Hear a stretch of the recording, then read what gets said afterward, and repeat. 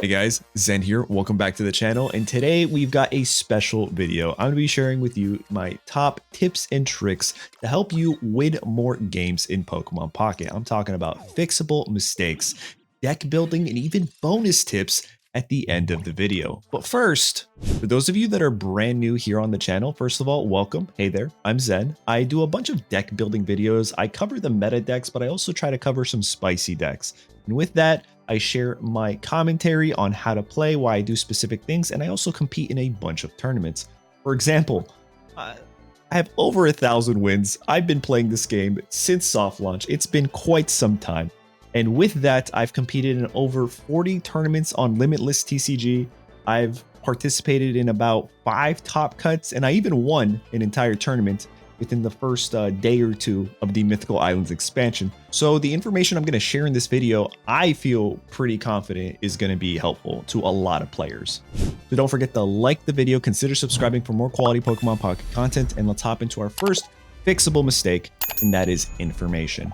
Real quick, I'm going to be having an auto battle feature just playing in the background while I talk, so that way it's not just a standalone screen. So information. You see how my opponent just played everything on their real estate, which is kind of great that the CPU did that so I could point it out. There is no reason to do that, especially when you only have possibly at most 2 evolutions in your hand. You want to hold information. You want to hold cards from playing too early on.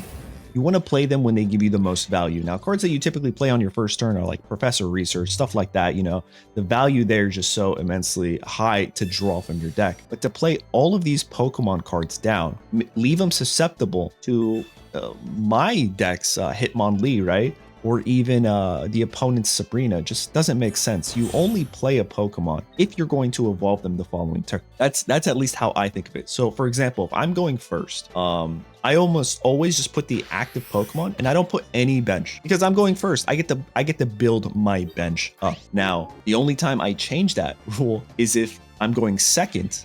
I put the active Pokemon down and you look in the top corner there, if the energy showed me water.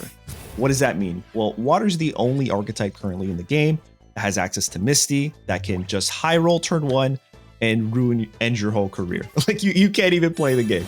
So what I like to do is if I see water, then I'll put a basic Pokemon down. Or otherwise, there's nothing in the game currently that can attack you turn 1 unless it's a Misty running like deck. So holding information, not showing your opponents everything, just hey, yeah, I have this, I'm gonna this is my idea, this is my strategy I'm building up, because you're giving them information to counter that. Now when it's their turn, they're like, oh well, I might want to wait on using the Sabrina, I might want to wait on using that Giovanni, I might want to wait on using any of these cards until they build up that specific Pokemon to help me counter that, because that's going to be an issue for me in 2 or 3 turns. I did not expect this match to go that quick. Holy crap. We're still talking though. So that's kind of my first tip, is information and playing things down on your bench. You never need to just, that's real estate. This is the official TCG that I think you have what, 5, 6 bench spots? I think it's 5 actually. So limited 3 spots, and there are very few things that bounce cards back to your hand. You have Koga, and you have, what's the other one? Budding Expeditioner, that's it. Your opponent, I mean, they got things like Aerodactyl and Fanrodon, but like, I mean, that's not really gonna help you, is it? So making sure that you're playing things down onto your bench when the following turns you're going to get value out of them makes sense, either to counter Sabrina or in some sort of capacity. And just holding information so that way your opponent is making their decisions and their choices on their turn by only seeing your board state will only help you win more games and actually control the tempo of the battle, right? Of the match. Even though it's a 20 card game and a lot of people just feel like it's coin flips, Gamba Central, there is a little bit of strategy that goes into it. But yeah, that's going to be the first fixable mistake. Let me know in the comments if that's something that you currently are struggling with. It's a very common thing. A lot of people don't even think about it. You see a card, you're like, oh, this is my deck strategy, Palkia.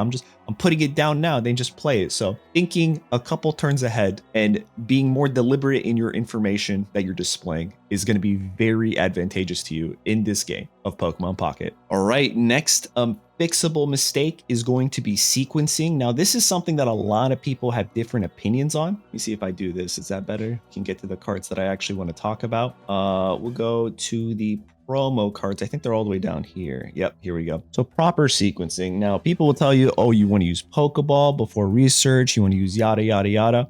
And these are like little tiny things. But for the most part, you typically want to use Pokeball first, right?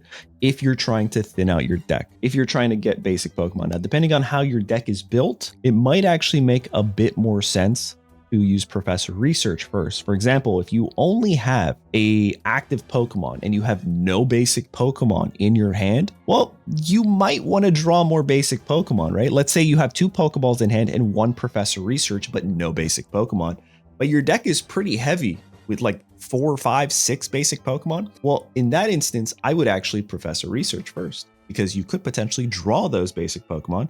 And then the 2 Pokeball guarantee basic Pokemon, right? But typically what you would want to do is thin out your deck so that way you can get to your cards more quickly. So that's the first part of sequencing that I think everyone should be familiar with Pokeball and Professor Research. The second thing is energy distribution, right? At the start of your turn, if you're going second and beyond, you get to give an energy. I've made this mistake a ton, and I know people can relate. Don't do that until you've completed all of your draws first, right? I have given energy to a Pokemon only to draw, to then find the Pokemon I was looking for and been like, oh my God, like this is who needs the energy. I could have given this Pokemon the energy, and then I'd be in such a better position. But alas, we make those mistakes, we lose those matches so we can learn from them, right? And here we are. So always hold the energy until you've done all of your draws. Now, because we have this newest set, and we're actually getting a mini set here soon, we can talk about some more sequencing that's pretty relevant. For instance, Pokemon communication. I myself, as well as seeing other people, have used Pokemon communication turn 1, turn 2, it doesn't make sense. For example, if you're looking for an evolution and you don't even have the basic Pokemon in your hand, why, unless you're like looking for a basic Pokemon to put onto your bench, why would you use communication in the first place? It doesn't make sense. Okay, that's one instance. So there's no reason to use this card. You're not going to get the full value out of it if you sequence it right then. Like, it just doesn't make sense, right? And this actually ties into the next mistake. So we can combo these two, sequencing and value plays, making sure you're playing cards that give you the most, like when you play them, they're giving you high value returns, right? We love the coin flips. We love full gamba. Sometimes you just coin flip and say, this will be the best thing ever. But for instance, the Pokemon communication value play on turn 1, that doesn't really do anything for you, just doesn't make sense. And another example, let's say you do have the basic Pokemon in hand and you play it, it still doesn't make sense to use Pokemon communication to find that evolution that turn. Your Pokemon can't even evolve that turn. You just put it on the bench, right? Unless you're looking for another Pokemon that can combat a Sabrina. Listen, there are other things to take into consideration, but in order to use a communication to find your evolution on the turn that you play your basic Pokemon, it doesn't make sense. What I would do is wait the following turn where you draw from your deck at the start of your turn, you're thinning out your deck, and then use Pokemon communication if you need to find that evolution right then. It's only a stage 1. You can literally wait until you build it up, keep drawing a couple turns, and then go. If it's a stage 2, maybe you do want to get that evolution a bit quicker. So that's one thing. Other cards like Misty, right? A lot of people have different opinions on Misty, but Misty is a full Gamba card, right? Let's see if we can find it. It's one of the most busted cards in my opinion. And it's not what you think. The reason I say it's busted is because if you play this turn 1, going first or second, it genuinely does not matter. And you get at least 1 heads. I think the stat line is like you're 75 to 80% more likely to win your matches, right? So the sequencing and the value play of playing something like this over Professor Oak turn 1 is pretty high, but I can't sit here in good conscience and say, oh, you always should play Misty turn 1. You just kind of had to read the situation, what you're going into, right? Speaking of value plays for supporter cards, I think we should talk about Sabrina, something that I think is still very relevant, even in the meta of Cyrus, and I still see a lot of people making this mistake. Now, there's a few times where you would actually do it this way, but if your opponent only has 1 basic Pokemon on their bench, you get a ton of value from Sabrina because it says here your opponent chooses the new active Pokemon. If they only have one, they're not choosing, you are. Like, you know what I'm saying? So the power of this card becomes immensely better. Now, if they have two Pokemon on the bench, one that's a dupe of their active, like something a Drud in the active spot and another Drud in the back, there's no value in this Sabrina. You almost never play the Sabrina. So making sure that you play your Sabrina to get the most value is going to be pretty advantageous to you, right? Some more value plays that come to the top of my head right now, because I'm someone who actually likes to play aggro Blaine quite a bit, is going into an opponent that's playing aggro Blaine, or even if you're playing aggro Blaine, you need to remember that you could only ever use one supporter per turn. And I see a lot of mistakes. This is actually so good. This might even be its own thing right here, but prioritizing supporter cards that could win you the game, right? If you need a Sabrina and a Blaine to use at the same time to win a match, you're just not going to be able to win the match. So if your opponent, for example, were to win, if they blamed your active Celebi, you can retreat that Celebi and survive an entire turn, because now they're not going to get 2 points because all they can do, even if Celebi's the only Pokemon on your bench, do you see it? All they can do is Sabrina you, or they can use Blaine and hit your active Pokemon and only get 1 point, but they can't do both. With that being said, even for you, you have to prioritize which supporter card gives me the most value right now. If I use Blaine right now, I chip X amount of damage, let's say 120 onto their 170, and then they retreat it like an Infernape for free. Okay, so I hit that first. Well then, if I have something like Cyrus, that just makes using that Blaine before using Cyrus so much more valuable, because I could just bring it back and win the entire game, right? So sequencing, they all tie in together. Sequencing, making sure that your supporter cards are giving you the most value when you play them. We could sit here all day and talk about every single one of these supporter cards, but I think the point stands that make sure you're only sharing information of cards, you're playing cards, when you're getting the most value out of them, and sequence them properly to get you to the point of putting yourself in a good position to win a game, right? Like using Pokeflute turn 1 or 2, when using Pokeflute when you need more than 1 prize point to win just doesn't make sense, right? Using this when you only need 1 prize point to win makes a ton of sense. It's stuff like that. It's stuff like that that you get better at the more you play, the more you lose, right? And the more you learn. All right, I think that covers all the fixable mistakes. And now let's go to the portion that a lot of people have been asking for. Now, this isn't a foolproof one, but as someone who's built literally probably, I don't know, you guys check the channel and tell me how many decks I've made. Safely over 100, maybe close to 1,000. I genuinely have no idea. I'm going to share with you what I think are some staples and what I think are some key elements here, right? So first of all, let's go all the way to the items. You want to go right here. We're going to scroll all the way down. 2 Pokeballs and 2 Professor Research, almost always a staple. So you're only building a deck with 16 cards. Let's be honest. Now, the only time this changes is if you're running something like a solo Articuno deck, or maybe a fossil deck with 1 basic Pokemon, because the game guarantees that you're going to open with 1 basic Pokemon. So that means you only really need 1 other Pokeball. You don't need anything else, right? So that's that. We're just going to put 2 here. Okay. And now I think that's pretty much the staple, right? So what I want to do is, I think the easiest way would be to describe it with the tournament winning deck that I used and the idea behind the deck building for this deck. Okay, so first off, I like to go in a reverse pyramid. I like to add max copies of a stage 2, a max copies of a stage 1, and a max copies of a basic that's pretty strong. And that pretty much covers my deck building right there. So if we go over here, let's just say max copies of a Superior, Servine, Snivy. Okay, max copies of a Celebi, that's our basic. And then we'll just do this execute. It doesn't really matter, right? This is the exact deck, but it shows the point. If we go here, I don't like the order that they do this in, but we have our basic Pokemon, 2 copies, our stage 1 Pokemon, 2 copies, and then our stage 2 Pokemon line, 2 copies, and that leaves us room for 4 more cards. Now, this isn't always the case, but it's a good idea to have at least 3 different basic Pokemon lines as a species and then build around that. So you don't need a stage 2 if you don't want one, but it gives you a little bit more flexibility. Again, this isn't always the case because you run things like Moltres and just a Charizard line, right? It's open to interpretation, but I've seen decks run typically either solo Articuno, solo Leafeon, something like that, a double Moltres, Charizard, or something like this where it has 3 Pokemon.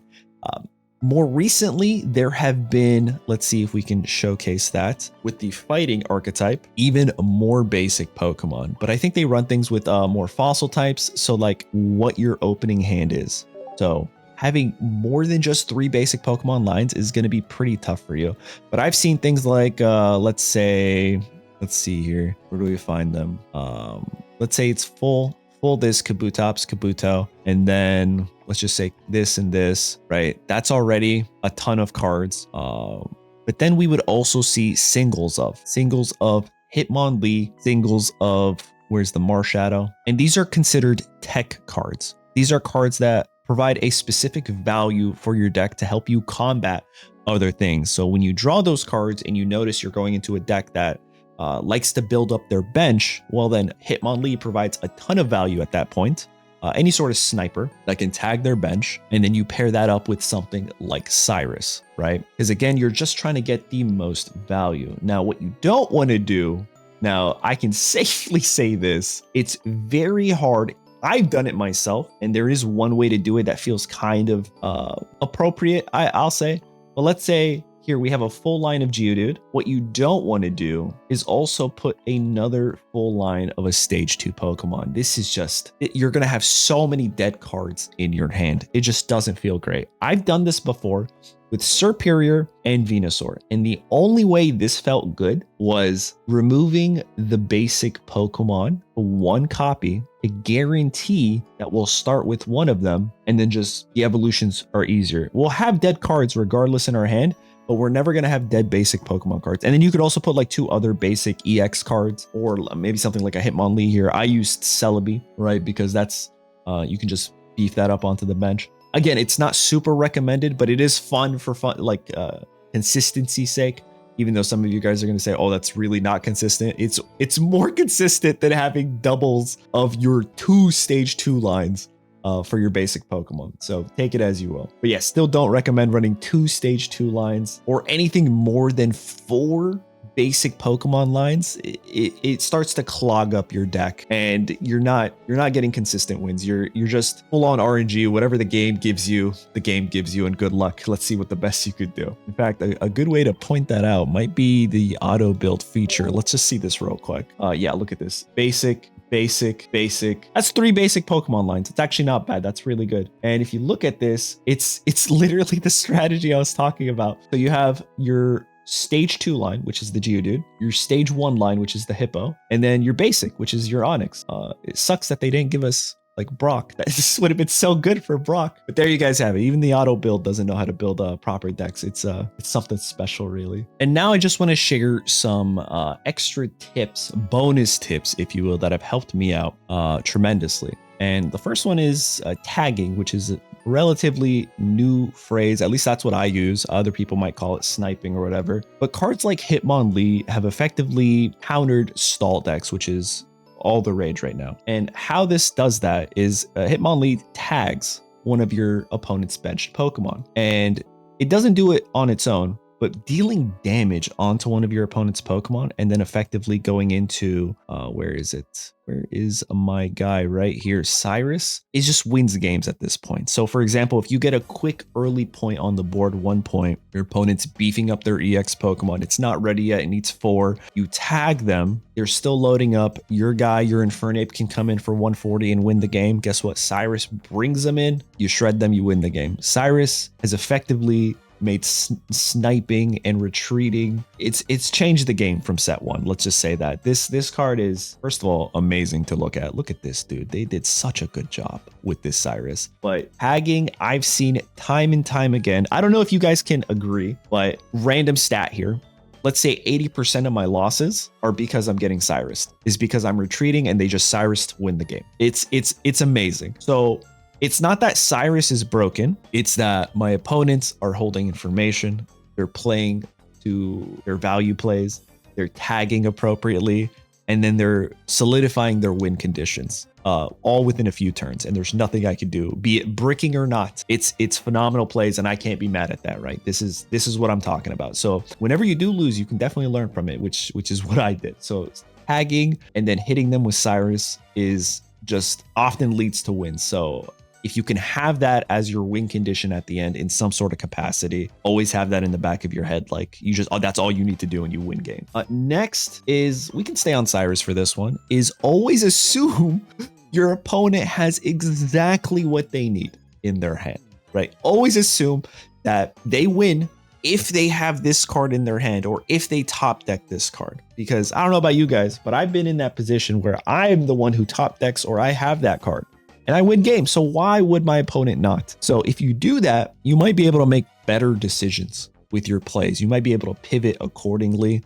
I mean, it's very hard to pivot with Cyrus. You might be able to heal so that way Cyrus doesn't work, right? So just always assuming that your opponent has the card they need to win the game is pretty helpful. Also, if you're one of those players that run Mars or red card, I know we didn't cover this in sequencing. That's literally the only time I would ever recommend playing a red card or Mars, is if your opponent has a specific card in their hand that wins them the game the following turn, and there's nothing else you can do about it. Red card, Mars, that is a 50-50 or even whatever that percentage is for Mars that I think is very advantageous. That's when you take those odds. You don't take those odds turn one. You don't take those odds even after they knock out one of your Pokemon or something.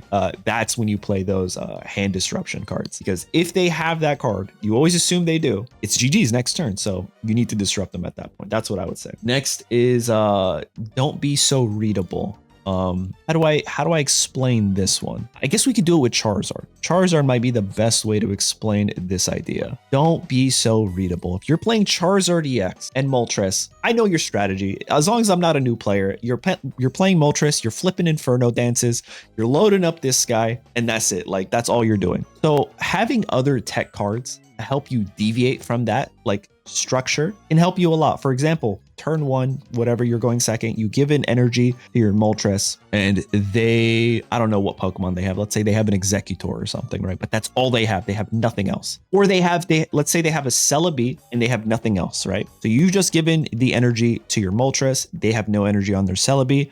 And then you Inferno Dance, you get 3 heads, you get 1 heads, you get 2. It doesn't matter. At least you get 1 heads, right? It goes to your bench Pokemon. That's it. The following turn, they give 1 energy to the Celebi, no bench Pokemon. It's your turn again. What do you do here? Do you Inferno Dance again? I mean, that's what all Charizard players do. No, I don't think so. What I would think you would do is you deviate from that structure and put your opponent in a very difficult position where you give fire energy from your energy zone to your Moltres, you don one of those energies from your Charmander, Charmeleon, doesn't matter. And now you're hitting a 90 on that Celebi, making it effectively nothing. Next turn, Celebi, if they don't play a benched Pokemon, they're cooked. They're cooked because all they can do at max is 100 to you.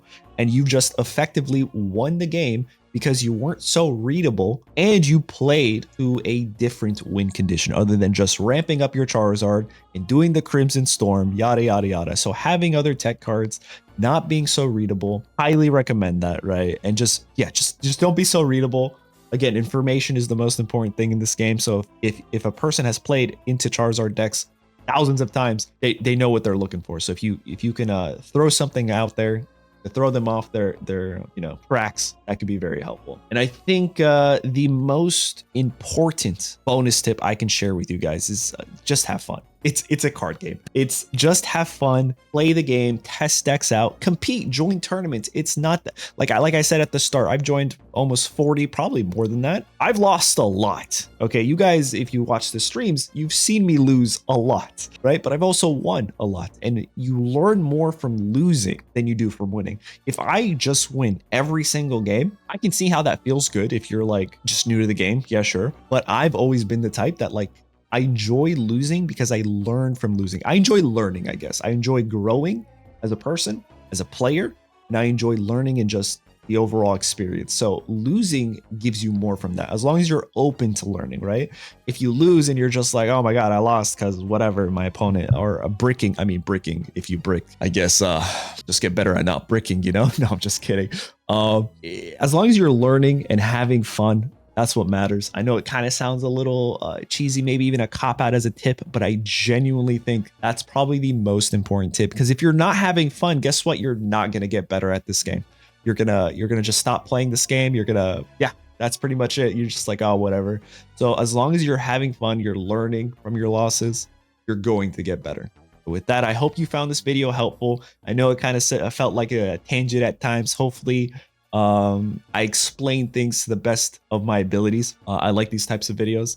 I might make some more, especially with the new mini set coming out. We're going to get new tech cards. So I might have to update these types of videos, especially how I just updated this one with Cyrus and tagging and stuff like that. But yeah, there you guys have it. Let me know in the comments what you think of this video. Don't forget to like the video. Consider subscribing for more quality Pokemon Pocket content. Thanks so much for watching. I'm Zen, and I'll catch you guys in the next one. Later.